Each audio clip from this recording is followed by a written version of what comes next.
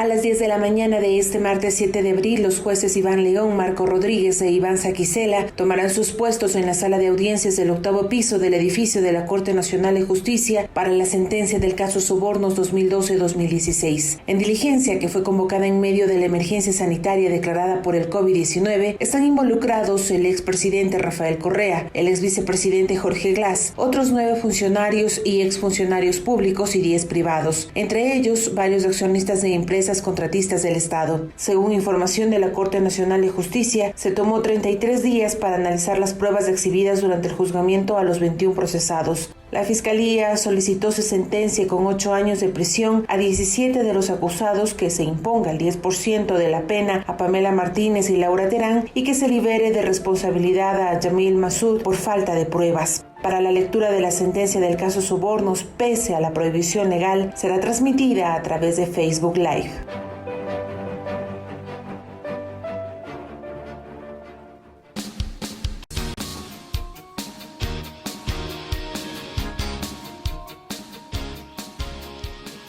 Son las 8 de la mañana, 8 de la mañana con 9 minutos, y tenemos ya a través de Skype a Harrison Salcedo, abogado del ex vicepresidente de la República, Jorge Glass, y definitivamente ni el coronavirus ha logrado frenar este proceso judicial en el caso Sobornos. La cita está convocada, como ya lo escuchamos en la introducción, a las 10 de la mañana de este martes. Hoy se conocerá entonces finalmente el fallo en el caso Sobornos. Abogado Salcedo, buenos días, gracias por acompañarnos. ¿Cómo mira usted que a pesar de toda esta situación grave que está viviendo el país y con miles de causas represadas en el sistema judicial, sea el caso Sobornos, el que hoy se vuelva a tratar y se lea una sentencia a pesar de toda esta situación? Muy buenos días, muchísimas gracias por la entrevista. Con profundo pesar y con una nostalgia terrible de lo que es el verdadero espíritu de la justicia, ponernos en riesgo a todos los sujetos procesales porque nos están exponiendo contra orden del gobierno directa de guardar la cuarentena, de que se ha hecho un pedido a la población de no salir bajo las condiciones estrictamente necesarias. Se nos obliga el día de hoy, contra todo derecho, arriesgando nuestras vidas, a asistir a una lectura de sentencia que no es prioritaria para nadie. Recordemos que ya caducó la prisión preventiva, en este caso para Jorge Glass, que era la única persona en prisión preventiva, entonces en consecuencia no había necesidad. Las propias directrices emanadas del Consejo de la Judicatura eran suspender toda audiencia, todo trámite que no tenga como principio un tema flagrante, urgente o garantía jurisdiccional a nivel constitucional. Y eso se está incumpliendo el día de hoy, tratando de llevarnos a un proceso solo porque necesitan políticamente tener una sentencia en contra del expresidente Rafael Correa. Esa es la única motivación real para convocar y arriesgar las vidas de todos los sujetos procesales el día de hoy. Entonces, es muy preocupante ver este ánimo, y el día de ayer se vuelve más preocupante una información que circula por redes sociales que tiene relación a la posible existencia de una coordinación entre Fiscalía y el juez ponente de la Corte Nacional para elaborar la sentencia, cosa que es absolutamente penada por la ley. Ahora, la Fiscalía ha salido ya en defensa a decir que no se debe hacer caso a informaciones falsas que circulan en redes sociales en el caso Soborno. Sin embargo, no ha hecho todavía una aclaración oficial de si esta señora de apellido Caiza trabaja o no trabaja en la Fiscalía, y si esos correos que se evidencian en esta página web de funcionarios del Servicio Judicial son o no son reales. Y en esos correos se puede evidenciar al menos que existe la comunicación entre esta secretaria de la Fiscalía General del Estado y el presidente del tribunal del caso Sobornos, el juez que preside este tribunal. Es así, hay que investigar con total atención esto. A ver, recordemos un poquito, yo creo que debe existir una medida de lo justo y actuar con equidad para las partes. Este proceso en sí, caso Sobornos 2012-2016, se genera justamente por noticia de redes sociales, por un Twitter, por una noticia, una publicación noticiosa de Clever Jiménez y Fernando Villavicencio del portal Mil Hojas, que es monitoreado por la policía en redes sociales, o así nos han vendido al menos la idea Fiscalía, y que ahí inicia un proceso investigativo por esto. Entonces, siendo al menos justos, se debería iniciar una investigación por esto. Siguiendo la misma lógica. Por supuesto, estamos hablando que hay policías que ahora monitorean redes sociales. Qué vergüenza, qué dolor que me da el haber visto que el día de ayer en un operativo sin precedentes, Guayaquil con lo caotizada que está, que no alcanzan a recoger a sus muertos de las calles, se preocupe de callar, meter preso a una persona que simplemente lo único que hizo fue manifestar de forma indignada por redes sociales lo que estaba sintiendo ante la impotencia de ver a sus seres y a su ciudad sumergirse en el caos y en la muerte. Ahora, abogado Salcedo, en caso de ser reales estas denuncias que han hecho funcionarios del servicio judicial, esto sería muy grave, porque eso dejaría a ver en la luz de todos los ciudadanos cómo se maneja el sistema judicial específicamente en este caso. Esto sin duda de comprobarse le resta legitimidad al fallo que se va a dar a conocer en las próximas horas. Por supuesto, estamos hablando de varios tipos penales, estamos hablando de fraude procesal, estamos hablando del prevaricato, estamos hablando incluso de una asociación ilícita para cometer un delito. Eso sí sería una asociación ilícita. Hay que ver cómo evoluciona la investigación. Entiendo que siendo juez y parte Fiscalía, si es la máxima autoridad del Estado la que está en materia de lo que es la titularidad de la acción pública, quien está siendo denunciada, dudo que haya objetividad o se inicie una investigación seria en este sentido. Pero tenemos instancias internacionales a las cuales debemos acudir. Para confirmarse esta información, este proceso tiene que anulitarse. Y no solo eso, sino que tendrán que pasar de perseguidores a perseguidos por la justicia, tanto nacional como internacional, sea este o en otro gobierno. ¿Qué esperan hoy, abogado Salcedo, de esta lectura de sentencia? ¿Cuál es su presentimiento? ¿Cuál es su visión del tema? ¿Cómo cree que va a ir enfocada esta sentencia? Creo que no hay que ser profeta para entender que lo único que está buscando el gobierno en este momento es generar una cortina de humo, lanzando a la opinión pública una sentencia condenatoria para todos los procesados que persigue dos fines. Primero, tener una cortina de humo ante la crisis humanitaria de salud y social que vive el Ecuador producto de esta pandemia que nos está asolando.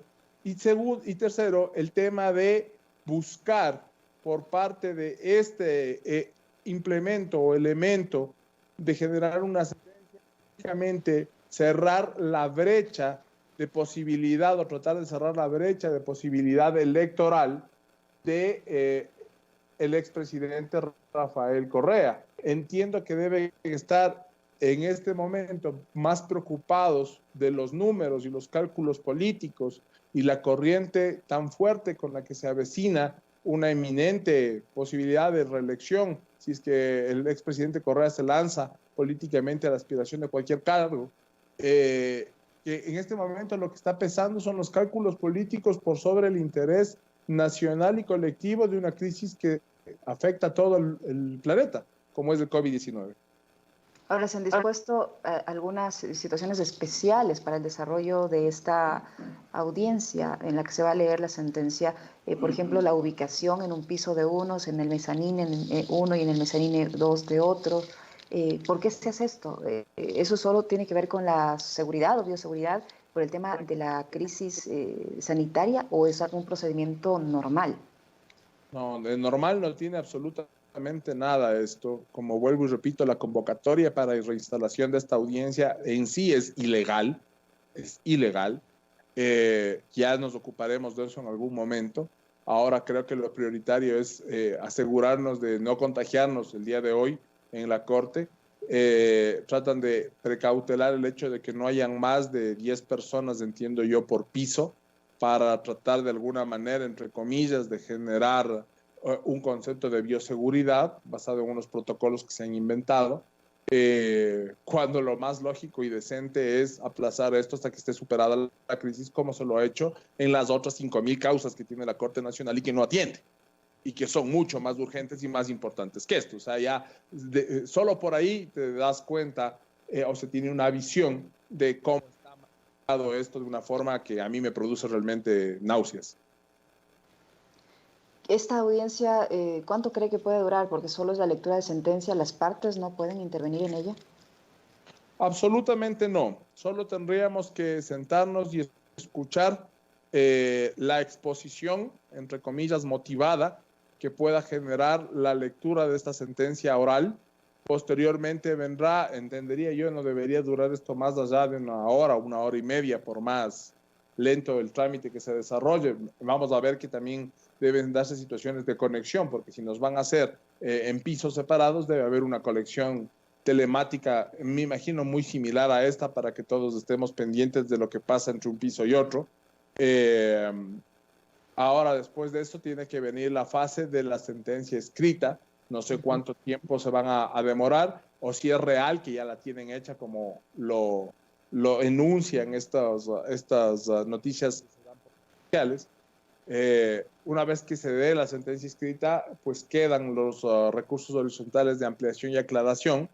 Posteriormente, ante el resultado que cualquiera de las partes impugne, está el recurso de apelación, finalmente un recurso extraordinario de casación, y lo que entiendo es que justamente la premura de acelerar este proceso es contra el cálculo del cronograma electoral. Recordemos que el Tribunal Electoral del Ecuador se pronunció al respecto de que no había necesidad de aplazar fecha electoral o calendario electoral, que eso fue uno de los pedidos ya por parte del gobierno, que primero se preocupa de ver cuándo va a haber elecciones, que en lugar de atender la crisis social. Entonces, bajo este entendido, lo que se augura es que estas sentencias salgan de forma negativa para proscribir una eventual candidatura de Rafael Correa. Ese sería el único ánimo o intención de agilitar este proceso de la forma en la que se lo ha hecho. Recordemos que no es primera vez que están a las carreras y las prisas. Fiscalía eliminó el 70% de su pedido de prueba para que le alcancen los tiempos. Ahora, abogado Salcedo, ¿qué va a pasar? Es evidente que va a haber una sentencia condenatoria en el caso de los que están procesados, específicamente en el caso del expresidente y de su defendido, el exvicepresidente Jorge Glass. ¿Qué pasa con él? Tomando en cuenta que él ya está detenido por otro caso, pero ya está bajo prisión. Bueno, en ese sentido, el panorama para mí, si bien es cierto, no juego con que se nos, o no cuento con que se juegue con las reglas claras o reglas transparentes. Yo estoy muy contento porque se ha logrado lo que nadie más ha podido lograr, y esto es que las dos órdenes de prisión preventiva del ingeniero Jorge David Glass de Espinel hayan caducado. La una vía de la acción de habeas corpus por caducidad de prisión preventiva, y la otra por la revisión de la medida por caducidad de prisión preventiva. El efecto jurídico de estas dos caducidades es que no pueden volver a detener a Jorge David Glass de Espinel dentro de estas causas, sino hasta que haya sentencia debidamente ejecutoriada, es decir, cuando hayamos pasado ya por todas las instancias procesales. Existiendo ya única y exclusivamente la sentencia de 6 años del tema de caso Odebrecht, y al haber acreditado todos los requisitos establecidos en la ley y en los reglamentos para acceder a la prelibertad, nosotros del mismo día que se declaró la caducidad de la prisión preventiva del caso Singue, presentamos, y ya se radicó competencia en Cotopaxi, ante el juez de garantías penitenciarias de esa ciudad, para que se inicie el proceso de la prelibertad. Contando con todos los requisitos y existiendo pedidos de carácter humanitario de la ONU, de las directrices de la Asamblea Nacional, por tratar de generar incluso una liberación o una evacuación del espacio de las personas privadas de la libertad que tengan condiciones especiales, Jorge debería salir próximamente cuando se habiliten nuevamente estos espacios para trámites internos por parte del SNAI y del Consejo de la Judicatura. Si esto es así, Jorge tendría ya la posibilidad real de en corto tiempo reencontrarse o reincorporarse a la ciudadanía bajo el sistema de prelibertad. Para esto hemos iniciado también las acciones a nivel internacional ante la CIDH con la finalidad de blindar este proceso para que Fiscalía y el Estado, a través de esta persecución maliciosa, no genere nuevas órdenes de prisión preventiva a través del procesamiento penal de otras causas. Recordemos que hay 21 indagaciones previas y que si se lo haría en este momento solo por retaliación, truncar la posibilidad de salida de prelibertad de Jorge Glass, que la CIDH y organismos internacionales nos amparen como evidencia de un lawfare, de una persecución política, porque es lo único que pretenderían estos nuevos inicios de acciones, cuando han tenido casi 2 años desde que comenzaron todas estas indagaciones, es truncar exclusivamente la salida de la prelibertad de Jorge Glass. Entonces, eso es lo que nosotros como defensa hemos logrado hasta la presente fecha, y soy bastante optimista en pensar que podemos todavía pelear la libertad o la prelibertad, en este caso, de Jorge.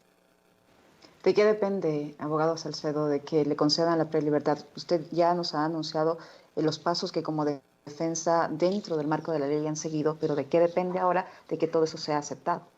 Que se haga el trámite. Simplemente tiene que hacerse el trámite. No hay excusa ni objeción legal.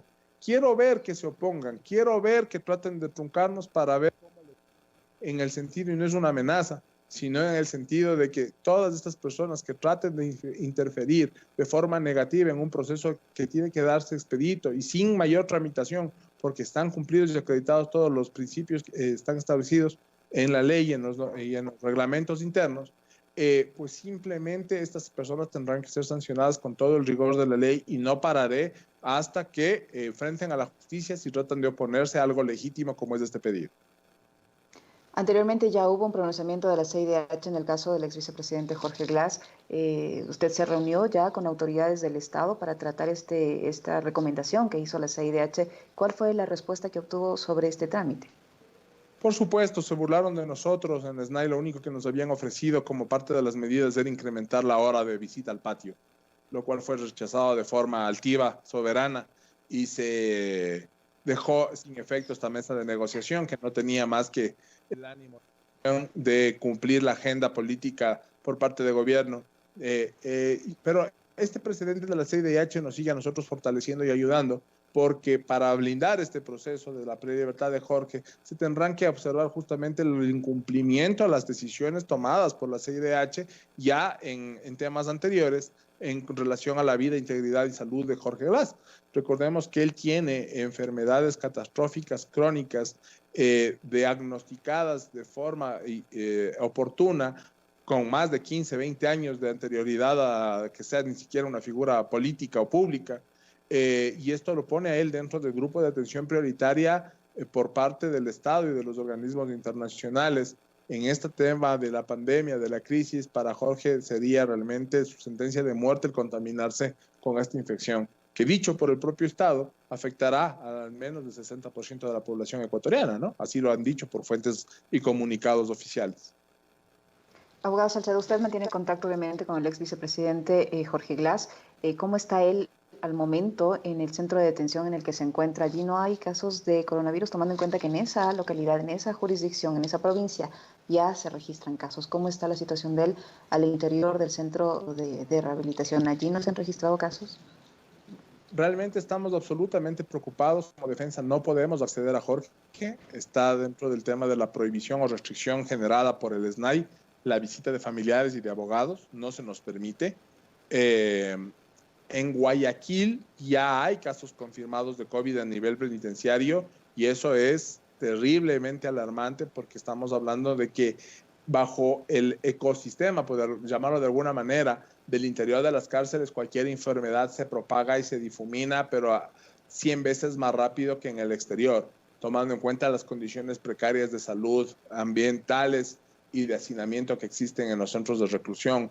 Esperemos que Cotopaxi todavía no se genere dentro del CRS una detección de casos de COVID, porque estaríamos hablando de básicamente la muerte segura para el 70% de la población carcelaria del país cuando esto se genere. No hay condiciones, lo ha determinado los organismos internacionales y los nacionales. Recordemos que existen sentencias respecto del trato inhumano, de la violación de derechos sanitarios humanos dentro de la cárcel Cotopaxi. No hay agua, no hay sistema de recolección de basura, hay una crisis en este momento incluso de roedores.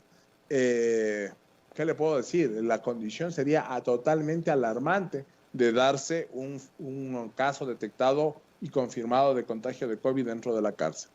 Ahí tendríamos que pensar incluso en otras vías de carácter asimismo constitucional que permitan viabilizar la integridad y la vida no solo de Jorge Glass, sino del resto de personas privadas de la libertad a las cuales el Estado estaría exponiendo diligencia o capricho de no evacuar las recomendaciones generadas incluso por Michelle Bachelet desde la ONU, ¿no? Que es básicamente descongestionar las cárceles generando políticas públicas que beneficien a las personas que puedan tener condiciones favorables para ser más propensas a contagio por parte del COVID o cuya contaminación genere más riesgo contra su vida. Abogado Salcedo, retomando el caso de la lectura de la sentencia que está previsto para este día, ¿qué va a pasar con las cooperadoras Pamela Martínez y Laura Terán, las cooperadoras eficaces, como se las ha denominado? ¿Ellas pueden salir libres de cualquier responsabilidad? Ellas ya están felices y en su casa, mejor que usted y yo en este momento. La sentencia que se persigue para ellas ya está cumplida y pagada. Es decir, este sería el mero trámite para que ellas se queden sin ningún tipo de... tranquilas, contentas y con la conciencia, me imagino yo, sucia de haber generado todo esto en beneficio exclusivo de ellas y perjudicando al resto por intereses políticos. A lo largo de todo este proceso ustedes han demostrado algunas irregularidades, como el tema del cuaderno, en fin, varias fallas en el proceso. ¿Qué respuesta recibieron por parte de los jueces, tomando en cuenta que ustedes han evidenciado estas fallas? El mismo hecho de que una perito no estaba calificada y aún así emitió un informe sin tener las credenciales o el sustento necesario para hacerlo. El caso del cuaderno, que se ha demostrado por parte de la defensa de los implicados en que fue un cuaderno realizado mucho tiempo después y no en las fechas que, según la Fiscalía, se habían hecho. ¿Qué pasó con todos esos argumentos? Vamos a ver con qué nos sale el día de hoy esta Corte Nacional y este Tribunal de Juzgamiento, porque yo no veo, le prometo, y yo sé que ellos, las redes sociales, Fiscalía puede hacerse de autopropaganda de que ha hecho un buen proceso, pero esto no es real. En presencia física de quienes han asistido a las audiencias, tanto por parte de los medios de comunicación que han estado vigilantes, como de la población civil, como de los sujetos procesales, sabemos que no existe caso, que no se ha logrado comprobar ni siquiera la materialidad de una infracción penal, peor aún, responsabilidad de ninguno de los partícipes. Y en eso estamos absolutamente claros. ¿Qué más puede abonar? Tenemos peritos con títulos forjados que no eran hábiles para generar ningún criterio. Tenemos la falta de idoneidad y de practicidad del peritaje informático que demuestra que los archivos fueron manipulados y alterados, y eso está claro, y es la única base de lo que ha sido sustento de Fiscalía. Tenemos que Fiscalía renunció al 70% de su prueba y que con los que llevó y presentó no le alcanza para un proceso penal. Tenemos el hecho de que toda la prueba documental no sirve por principio de legalidad, y es tan absurda la posición de Fiscalía, que nos reíamos incluso con los colegas, que cuando nosotros argumentamos que los documentos no eran válidos por carecer de legalidad, por principios de que no se pueden utilizar copias simples, copias compulsas, que están sin firma, que no tienen datos de responsabilidad, etcétera, cuando los sujetos procesales a quienes sí les servía alguna prueba aportada por la propia Fiscalía de sus pruebas documentales, comenzó a hacer la misma Fiscalía la objeción de su propia prueba para que no pueda ser utilizada. Es decir, usted le lleva a un juez y le dice esto vale, y cuando le dice el sujeto procesal que sí puede valer para la defensa, luego ella misma se retracta y dice no, esta prueba es ilegal. Pero es la prueba que yo mismo aporté, pues. O sea, solita se estaba impugnando su propia prueba. Ridículo hemos llegado. Entonces no veo con qué puedan salir hoy para una sentencia condenatoria. Quisiera entender, quisiera ver y escuchar en persona, y va a valer arriesgar la vida en aquello, para ver con qué salen, cómo nos ven a los ojos y a la cara y nos dicen que somos culpables cuando en ese universo procesal no tienen absolutamente nada. Yo creo que con un poquito de vergüenza tendrían que declarar la ratificación del estado de inocencia para todos y cada uno de los sujetos procesales en un ideal justo de valoración de prueba de un universo procesal, de lo hecho y evacuado en audiencia. Pero si es que esto no se da así, tendremos que ver qué se inventan, porque esa es la palabra, qué se inventan para generar una sentencia culpable y en ese sentido nosotros ir forjando nuestro camino hacia los estándares internacionales por el tema de la persecución evidentemente política. De darse esta sentencia condenatoria, abogado Salcedo, ¿cuál sería esta sentencia? ¿Cómo cree usted que va a ser implementada? ¿Cuántos años de prisión? ¿Para quiénes? ¿Para cuántos? Me imagino que nos pedirán por poco y más y la pena de muerte, pues siempre ha sido esa intención por parte de Fiscalía. Pedían incluso penas con agravantes. Ni ellos mismos conocen el sistema de lo que solicitan, pero quieren todo lo que les puedan dar. Hay que ver qué es lo que dice. Vuelvo y repito, yo soy muy cauto en actuar en función de lo que se ve y de lo que se oye. Entonces, una vez que se pronuncie el tribunal, tendremos clara cuál es la línea de acción en función del resultado que este dé, pues.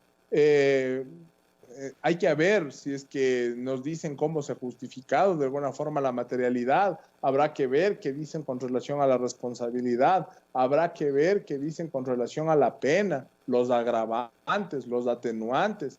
A ver, yo solo quiero dejar en claro un tema, ¿no? Para beneficiar a la señora y a la señora Martínez, el tribunal o fiscalía, mejor dicho, solicita la reducción del 10%, o sea, al 10% de la pena con atenuantes. Pero entendamos que estamos todos en el mismo saco, pues. Si es que existen atenuantes, no pueden haber agravantes y viceversa, porque la existencia o la comprobación de un solo agravante anula la posibilidad de ser beneficiado de un atenuante. Entonces, todas esas incongruencias tendremos que hoy día ir a escuchar qué es lo que sucede en el tribunal y ver cómo nos quieren explicar en palabras del ingeniero Jorge Gras el cuadrado del círculo. O sea, que tendremos que ver cómo nos dicen que 2 más 2 es 5, es 7, es 8, ni no 4. O sea, vamos a ver. Sin duda hay mucha expectativa, doctor Salcedo. Muchísimas gracias por su tiempo, por las explicaciones que nos ha dado en esta mañana, durante esta entrevista. Estaba prevista para las 10 de la mañana esta lectura de sentencia en el caso Sobornos del abogado Harrison Salcedo, abogado defensor del ex vicepresidente de la República, Jorge Glas. Ustedes han escuchado ya su versión, su explicación judicial de este caso para que se hagan su propio criterio de cómo se manejan las cosas en el sistema judicial y cuál es la prioridad que hay al interior de la Corte Nacional de Justicia y de la Fiscalía sobre este proceso en especial. Doctor Salcedo, muchísimas gracias. Vamos a hacer una breve pausa en Punto Noticias.